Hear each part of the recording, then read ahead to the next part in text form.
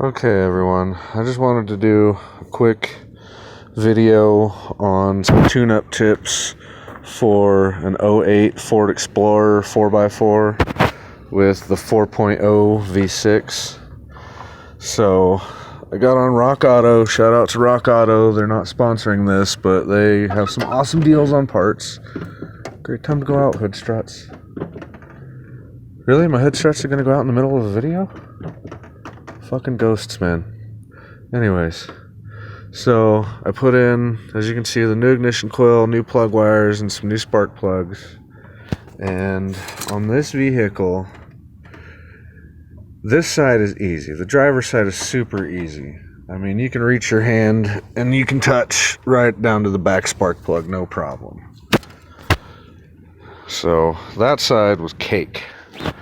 You got a couple little clippy brackets, but that's about it. No problem. And then you come over to this side, and as you can see, it's kind of hard to get down in there to them plugs, especially that back one. I mean, you got to literally stick your hand down in here and run your other hand in there to kind of get a grip on the ratchet and turn the ratchet. It's a whole ordeal, but it's doable. I mean, with simple, I don't know, about yay long extension and the spark plug socket and a 3/8 drive, it was completely doable, no problem. Just a little bitchy on that last one, okay? And one thing that you're gonna run into on this is, I don't know if you can see it too well, but there's this bracket right here that holds on some little coolant bypass hose. This little guy right here, it goes in between your alternator and your valve cover and sits on top of your spark plug wire. So you got to remove that bracket and pull this. Man, damn it. Sorry, the hood's collapsing on me. Dang, it's so cold outside, the struts don't even want to hold. But yeah, anyway, so you got to remove that bracket and pull all your dang wires out from under there. And it's kind of a pain. But me, when I redid it, I put the bracket back in and I ran my wires over everything. I mean, they're not touching anything.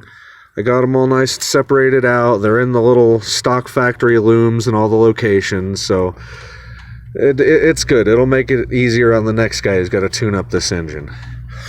One thing, though, that I cannot forgive when doing a tune-up is this kind of stuff.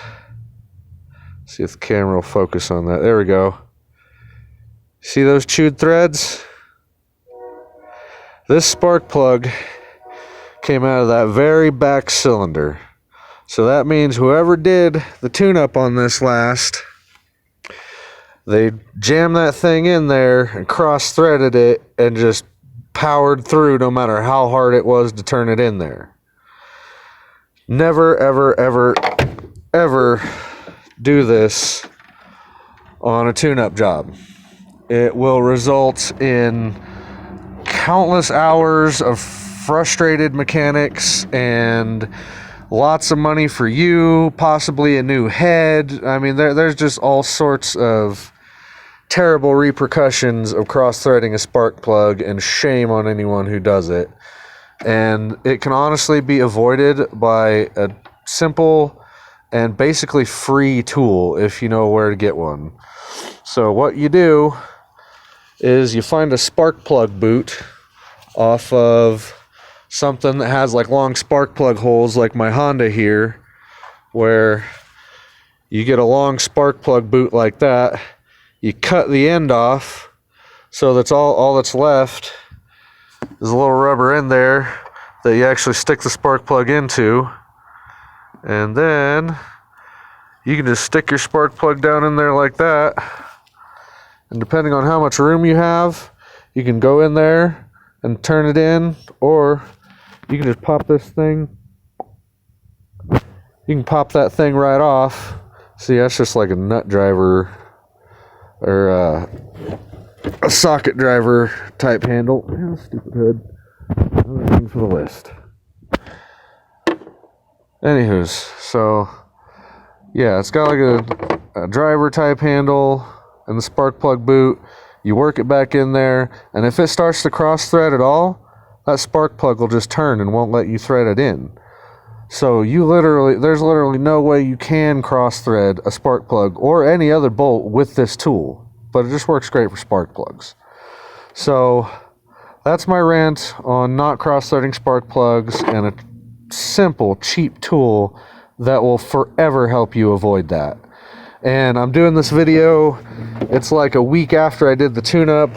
I had to cram that spark plug back in there, and I've taken this thing 500 miles to Kansas and back, and nothing's wrong. Spark plug hasn't blown out, nothing bad, so hopefully everything's gonna hold, and the tune-up went fine. But those are the two major caveats of this tune-up. Taking that little bracket off to get the plugs out from in between the alternator and the valve cover, and this side, especially that very back spark plug. But other than that, I mean, it's a cake tune-up. I mean, that thing, four little screws on the perimeter of that, it pops right off, and it just pops right off. It's not even attached to anything else. It's just those screws. So it's not a bad design as far as tune-ups go. I just hate this engine for the timing procedure. But that's my video, tune-up tips and tricks for the 08 Ford Explorer. And stand by, because there's soon to be video of a front bearing on this here 1988 Mazda 323 hatchback. The front bearings are a little bit more of a bear than I thought, but I'm getting her done. Anyways, that's my video for today.